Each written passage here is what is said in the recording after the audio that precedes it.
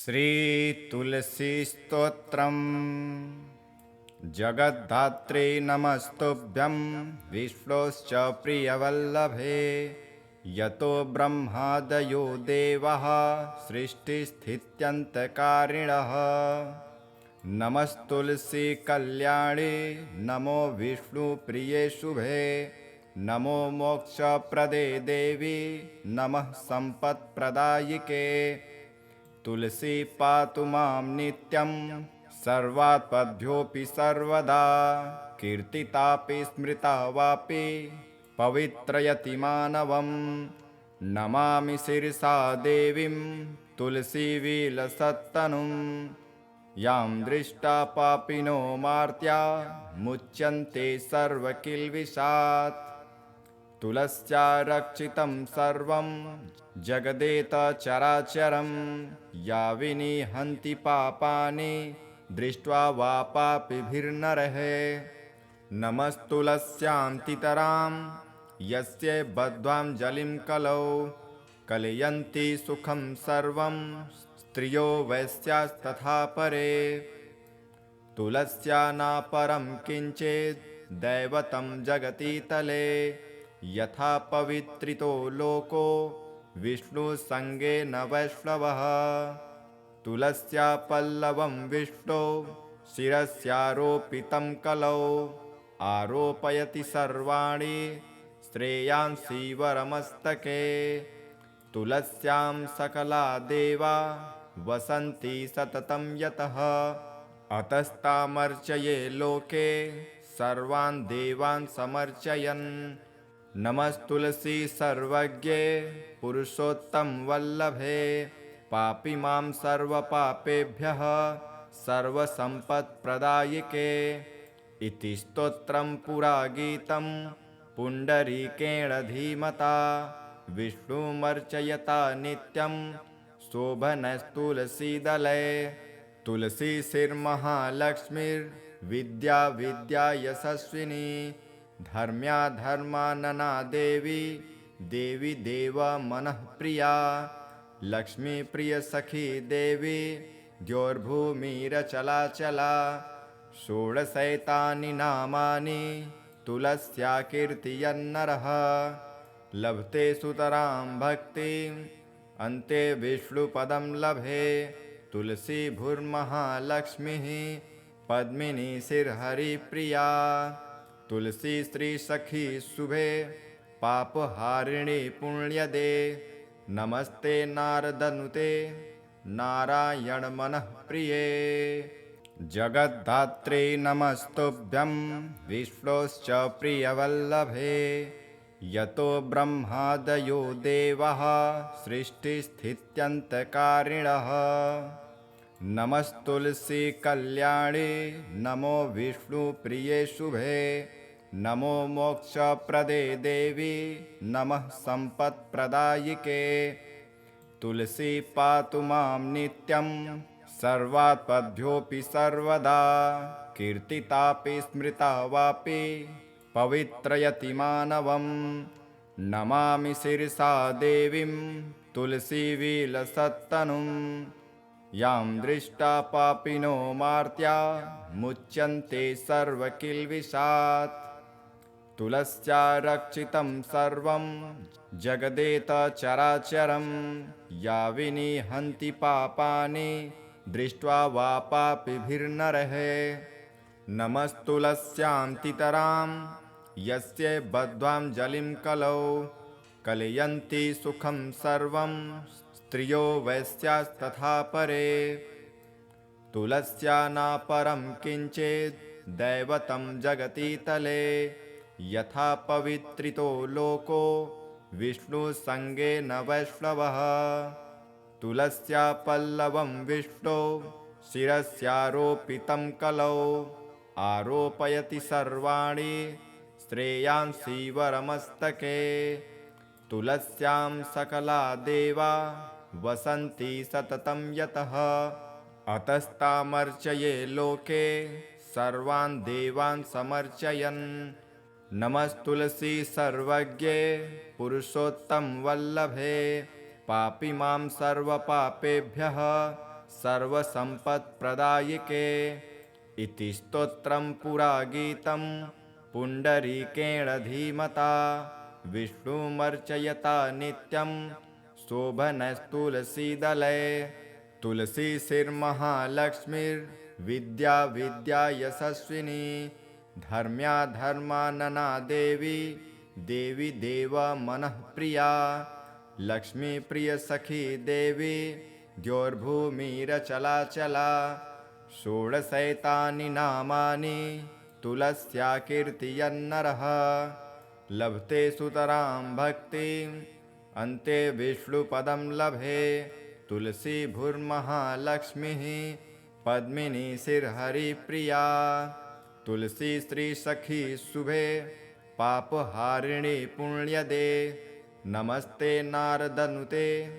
नारायण मनः प्रिये जगद्धात्रे नमस्तुभ्यं विष्णोश्च प्रियवल्लभे यतो ब्रह्मादयो देवः सृष्टिस्थित्यन्तकारिणः नमस्तुलसी कल्याणे नमो विष्णुप्रिये शुभे नमो मोक्षप्रदे देवी नमः सम्पत्प्रदायिके तुलसी पातु मां नित्यं सर्वात्पद्भ्योऽपि सर्वदा कीर्तितापि स्मृता वापि पवित्रयति मानवं नमामि शिरसा देवीं तुलसीविलसत्तनुं यां दृष्टा पापिनो मार्त्या मुच्यन्ते सर्वकिल्बिषात् तुलस्या रक्षितं सर्वं जगदेतचराचरं या विनिहन्ति पापानि दृष्ट्वा वा पापिभिर्नरः नमस्तुलस्यां तितरां यस्य बद्ध्वाञ्जलिं कलौ कलयन्ति सुखं सर्वं स्त्रियो वैश्यास्तथा परे तुलस्या नापरं किञ्चित् दैवतं जगति तले यथा पवित्रितो लोको विष्णुसङ्गेन वैष्णवः तुलस्या पल्लवं विष्णो शिरस्यारोपितं कलौ आरोपयति सर्वाणि श्रेयांसि वरमस्तके तुलस्यां सकला देवा वसन्ति सततं यतः अतस्तामर्चये लोके सर्वान् देवान् समर्चयन् नमस्तुलसी सर्वज्ञे पुरुषोत्तम वल्लभे पापि मां सर्वपापेभ्यः सर्वसम्पत्प्रदायिके इति स्तोत्रं पुरा गीतं पुण्डरीकेण धीमता विष्णुमर्चयता नित्यं शोभनस्तुलसीदले तुलसीशिर्महालक्ष्मीर्विद्या विद्या यशस्विनी धर्म्या धर्मानना देवी देवी देव मनःप्रिया लक्ष्मी प्रिय सखी देवी द्योर्भूमिरचलाचला षोडशैतानि नामानि तुलस्या कीर्तयन्नरः लभते सुतरां भक्तिम् अन्ते विष्णुपदं लभे तुलसी भूर्महालक्ष्मीः पद्मिनी शिरहरिप्रिया तुलसी श्री सखी शुभे पापहारिणी पुण्यदे नमस्ते नारदनुते नारायण मनः प्रिये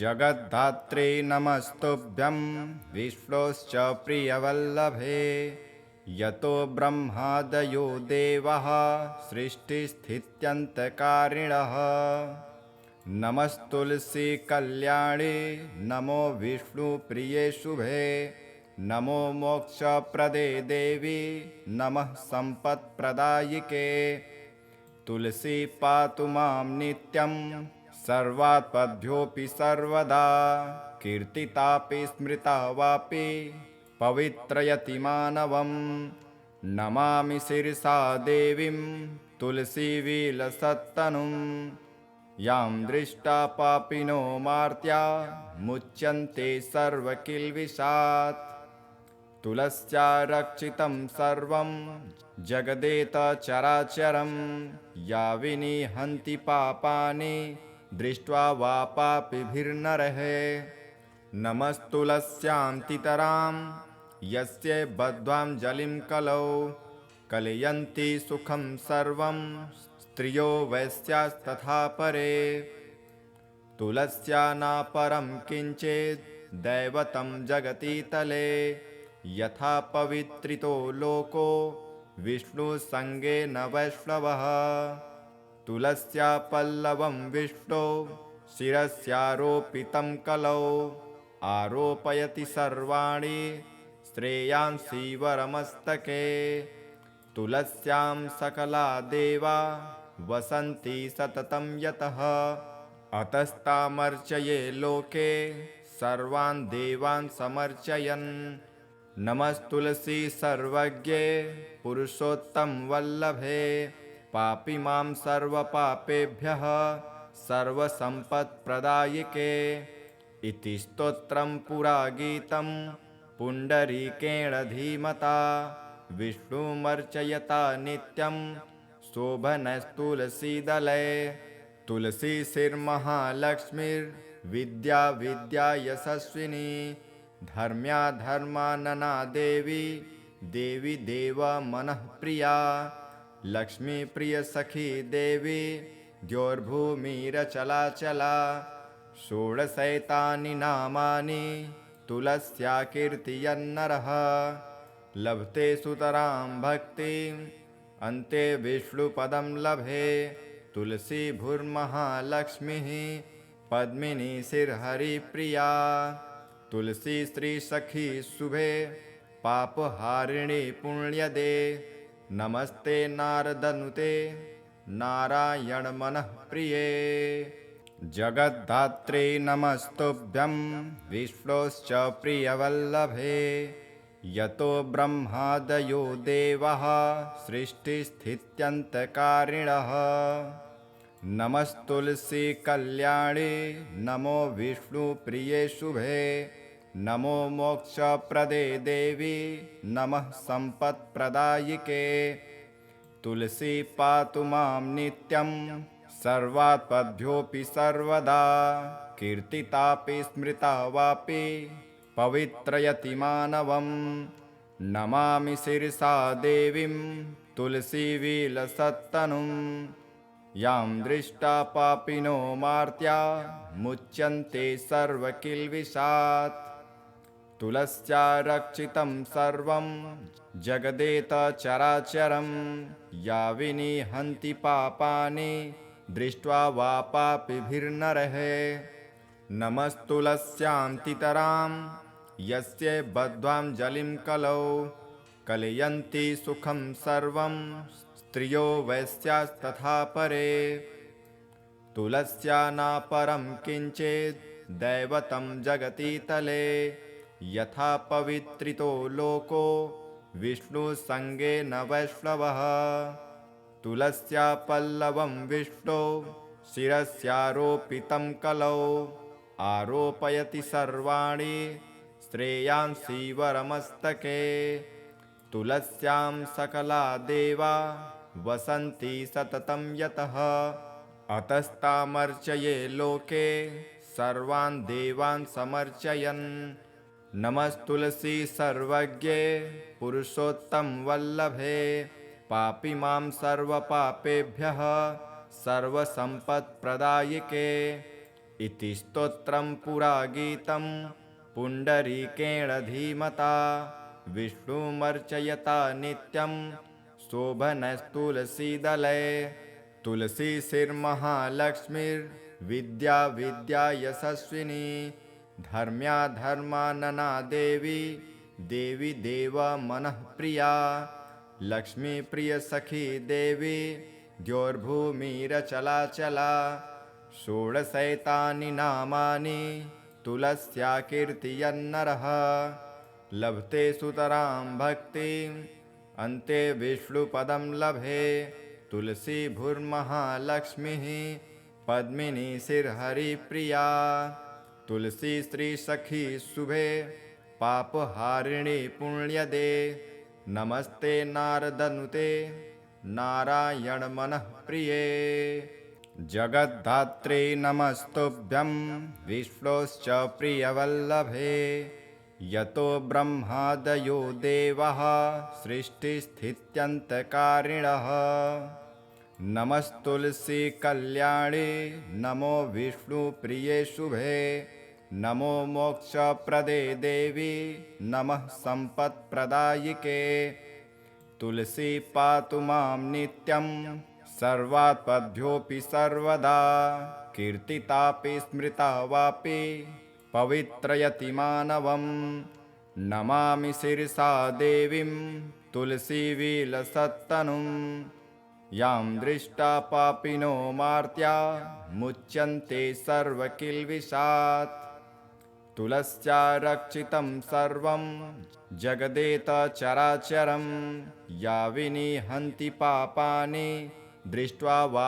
पापिभिर्नरः नमस्तुलस्यां तितरां यस्य बद्ध्वाञ्जलिं कलौ कलयन्ति सुखं सर्वं स्त्रियो वैश्यास्तथा परे तुलस्या नापरं किञ्चित् दैवतं जगति तले यथा पवित्रितो लोको विष्णुसङ्गेन वैष्णवः तुलस्या पल्लवं विष्णो शिरस्यारोपितं कलौ आरोपयति सर्वाणि श्रेयांसि वरमस्तके तुलस्यां सकला देवा वसन्ति सततं यतः अतस्तामर्चये लोके सर्वान् देवान् समर्चयन् नमस्तुलसी सर्वज्ञे पुरुषोत्तम वल्लभे पापि मां सर्वपापेभ्यः सर्वसम्पत्प्रदायिके इति स्तोत्रं पुरा गीतं पुण्डरीकेण धीमता विष्णुमर्चयता नित्यं शोभनस्तुलसीदले तुलसीशिर्महालक्ष्मीर्विद्या विद्या यशस्विनी धर्म्या धर्मानना देवी देवी देव मनः प्रिया लक्ष्मी प्रिय सखी देवी द्योर्भूमिरचलाचला षोडशैतानि नामानि तुलस्या कीर्तयन्नरः लभते सुतरां भक्तिम् अन्ते विष्णुपदं लभे तुलसी भूर्महालक्ष्मीः पद्मिनी शिरहरिप्रिया तुलसी श्री सखी शुभे पापहारिणी पुण्यदे नमस्ते नारदनुते नारायण मनः प्रिये जगद्धात्रे नमस्तुभ्यं विष्णोश्च प्रियवल्लभे यतो ब्रह्मादयो देवः सृष्टिस्थित्यन्तकारिणः नमस्तुलसी कल्याणे नमो विष्णुप्रिये शुभे नमो मोक्षप्रदे देवी नमः सम्पत्प्रदायिके तुलसी पातु मां नित्यं सर्वात्पद्भ्योऽपि सर्वदा कीर्तितापि स्मृता वापि पवित्रयति मानवं नमामि शिरसा देवीं तुलसीविलसत्तनुं यां दृष्टा पापिनो मार्त्या मुच्यन्ते सर्वकिल्बिषात् तुलस्या रक्षितं सर्वं जगदेतचराचरं या विनिहन्ति पापानि दृष्ट्वा वा पापिभिर्नरः नमस्तुलस्यां तितरां यस्य बद्ध्वाञ्जलिं कलौ कलयन्ति सुखं सर्वं स्त्रियो वैश्यास्तथा परे तुलस्या नापरं किञ्चित् दैवतं जगति तले यथा पवित्रितो लोको विष्णुसङ्गेन वैष्णवः तुलस्या पल्लवं विष्णो शिरस्यारोपितं कलौ आरोपयति सर्वाणि श्रेयांसि वरमस्तके तुलस्यां सकला देवा वसन्ति सततं यतः अतस्तामर्चये लोके सर्वान् देवान् समर्चयन् नमस्तुलसी सर्वज्ञे पुरुषोत्तम वल्लभे पापि मां सर्वपापेभ्यः सर्वसम्पत्प्रदायिके इति स्तोत्रं पुरा गीतं पुण्डरीकेण धीमता विष्णुमर्चयता नित्यं शोभनस्तुलसीदले तुलसीशिर्महालक्ष्मीर्विद्या विद्या यशस्विनी धर्म्या धर्मानना देवी देवी देवा मनःप्रिया लक्ष्मी प्रिय सखी देवी द्योर्भूमिरचलाचला षोडशैतानि नामानि तुलस्या कीर्तयन्नरः लभते सुतरां भक्तिम् अन्ते विष्णुपदं लभे तुलसी भूर्महालक्ष्मीः पद्मिनी शिरहरिप्रिया तुलसी श्री सखी शुभे पापहारिणी पुण्यदे नमस्ते नारदनुते नारायण मनः प्रिये जगद्धात्रे नमस्तुभ्यं विष्णोश्च प्रियवल्लभे यतो ब्रह्मादयो देवाः सृष्टिस्थित्यन्तकारिणः नमस्तुलसी कल्याणे नमो विष्णुप्रिये शुभे नमो मोक्षप्रदे देवी नमः सम्पत्प्रदायिके तुलसी पातु मां नित्यं सर्वात्पद्भ्योऽपि सर्वदा कीर्तितापि स्मृता वापि पवित्रयति मानवं नमामि शिरसा देवीं तुलसीविलसत्तनुं यां दृष्टा पापिनो मार्त्या मुच्यन्ते सर्वकिल्बिषात् तुलस्या रक्षितं सर्वं जगदेतचराचरं या विनिहन्ति पापानि दृष्ट्वा वा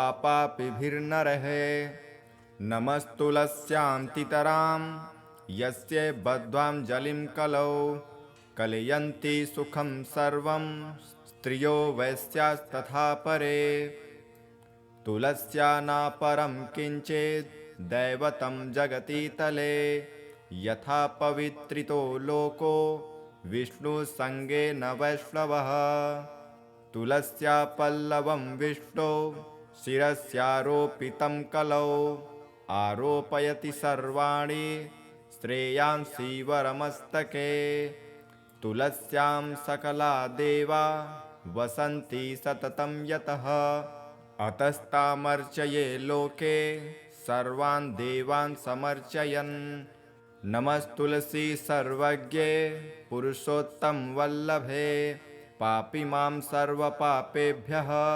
सर्वसम्पत्प्रदायिके इति स्तोत्रं पुरा गीतं पुण्डरीकेण धीमता विष्णुमर्चयता नित्यं शोभनस्तुलसीदले तुलसीशिर्महालक्ष्मीर्विद्या विद्या यशस्विनी धर्म्या धर्मानना देवी देवी देवा मनःप्रिया लक्ष्मी प्रिय सखी देवी द्योर्भूमिरचलाचला षोडशैतानि नामानि तुलस्या कीर्तयन्नरः लभते सुतरां भक्तिम् अन्ते विष्णुपदं लभे तुलसी भूर्महालक्ष्मीः पद्मिनी शिरहरिप्रिया तुलसी श्री सखी शुभे पापहारिणी पुण्यदे नमस्ते नारदनुते नारायण मनः प्रिये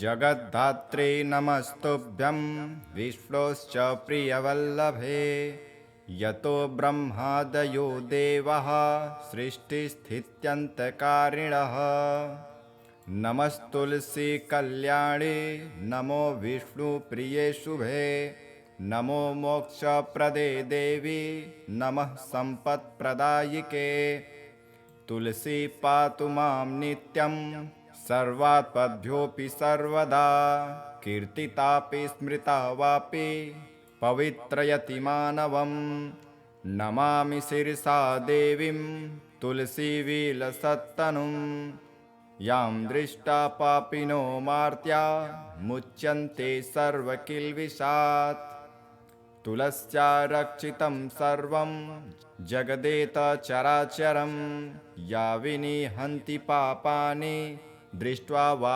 पापिभिर्नरः नमस्तुलस्यान्तितरां यस्य बद्ध्वाञ्जलिं कलौ कलयन्ति सुखं सर्वं स्त्रियो वैश्यास्तथा परे तुलस्या न परं किञ्चित् दैवतं जगति तले यथा पवित्रितो लोको विष्णुसङ्गेन वैष्णवः तुलस्या पल्लवं विष्णो शिरस्यारोपितं कलौ आरोपयति सर्वाणि श्रेयांसि वरमस्तके तुलस्यां सकला देवा वसन्ति सततं यतः अतस्तामर्चये लोके सर्वान् देवान् समर्चयन् नमस्तुलसी सर्वज्ञे पुरुषोत्तम वल्लभे पापी मां सर्वपापेभ्यः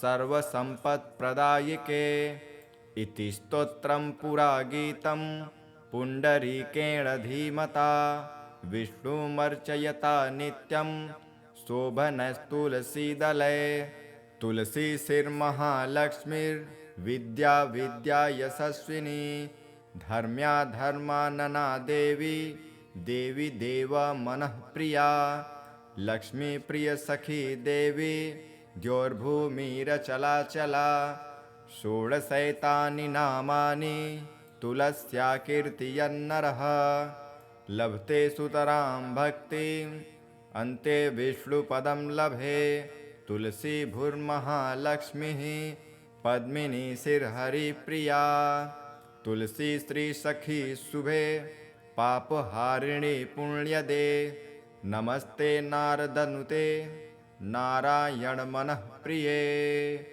जगद्धात्रे नमस्तुभ्यं विष्णोश्च प्रियवल्लभे यतो ब्रह्मादयो देवाः सृष्टिस्थित्यन्तकारिणः नमस्तुलसी कल्याणे नमो विष्णुप्रिये शुभे नमो मोक्षप्रदे देवी नमः सम्पत्प्रदायिके तुलसी पातु मां नित्यं सर्वात्पद्भ्योऽपि सर्वदा कीर्तितापि स्मृता वापि पवित्रयति मानवं नमामि शिरसा देवीं तुलसीविलसत्तनुं यां दृष्टा पापिनो मार्त्या मुच्यन्ते सर्वकिल्बिषात् तुलस्या रक्षितं सर्वं जगदेतचराचरं या विनिहन्ति पापानि दृष्ट्वा वा पापिभिर्नरः नमस्तुलस्यां तितरां यस्य बद्ध्वाञ्जलिं कलौ कलयन्ति सुखं सर्वं स्त्रियो वैश्यास्तथा परे तुलस्या न परं किञ्चित् दैवतं जगति तले यथा पवित्रितो लोको विष्णुसङ्गेन वैष्णवः तुलस्या पल्लवं विष्णो शिरस्यारोपितं कलौ आरोपयति सर्वाणि श्रेयांसि वरमस्तके तुलस्यां सकला देवा वसन्ति सततं यतः अतस्तामर्चये लोके सर्वान् देवान् समर्चयन् नमस्तुलसी सर्वज्ञे पुरुषोत्तम वल्लभे पापी मां सर्वपापेभ्यः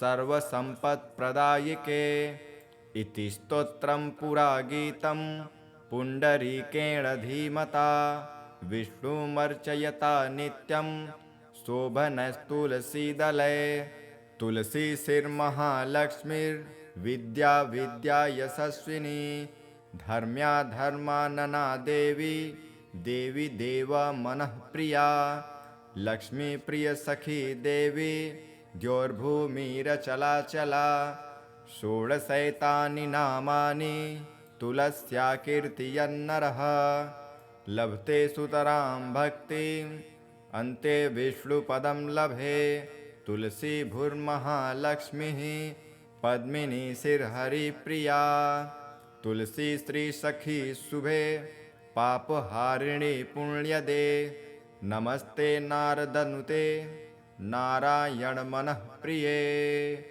जगद्धात्रे नमस्तुभ्यं विष्णोश्च प्रियवल्लभे यतो ब्रह्मादयो देवः सृष्टिस्थित्यन्तकारिणः। नमस्तुलसी कल्याणे नमो विष्णुप्रिये शुभे।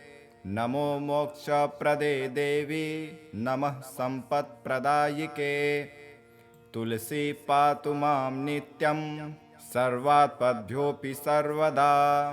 कीर्तितापि स्मृता वापि पवित्रयति मानवम्। नमामि शिरसा देवीं तुलसीविलसत्तनुम्। यां दृष्टा पापिनो मार्त्या मुच्यन्ते सर्वकिल्बिषात्। तुलस्या रक्षितं सर्वं जगदेतचराचरं। या विनिहन्ति पापानि दृष्ट्वा वा पापिभिर्नरः। नमस्तुलस्यां तितरां यस्य बद्ध्वाञ्जलिं कलौ। कलयन्ति सुखं सर्वं स्त्रियो वैश्यास्तथा परे। तुलस्या नापरं किञ्चित् दैवतं जगति तले। यथा पवित्रितो लोको विष्णुसङ्गेन वैष्णवः। तुलस्या पल्लवं विष्णो शिरस्यारोपितं कलौ। आरोपयति सर्वाणि श्रेयांसि वरमस्तके। तुलस्यां सकला देवा वसन्ति सततं यतः। अतस्तामर्चये लोके सर्वान् देवान् समर्चयन्। नमस्तुलसी सर्वज्ञे पुरुषोत्तम वल्लभे। पापिमां सर्वपापेभ्यः सर्वसम्पत्प्रदायिके। इति स्तोत्रं पुरा गीतं पुण्डरीकेण धीमता। विष्णुमर्चयता नित्यं शोभनस्तुलसीदले। तुलसीशिर्महालक्ष्मीर्विद्या विद्या यशस्विनी। धर्म्या धर्मानना देवी देवी देव मनःप्रिया। लक्ष्मीप्रिय सखी देवी द्यौर्भूमिरचलाचला। षोडशैतानि नामानि तुलस्या कीर्तयन्नरः। लभते सुतरां भक्तिम् अन्ते विष्णुपदं लभे। तुलसी भूर्महालक्ष्मीः पद्मिनी शिरहरिप्रिया। तुलसी श्री सखी शुभे पापहारिणी पुण्यदे। नमस्ते नारदनुते नारायण मनः प्रिये। इति श्रीपुण्डरीककृतं तुलसी स्तोत्रं सम्पूर्णम्।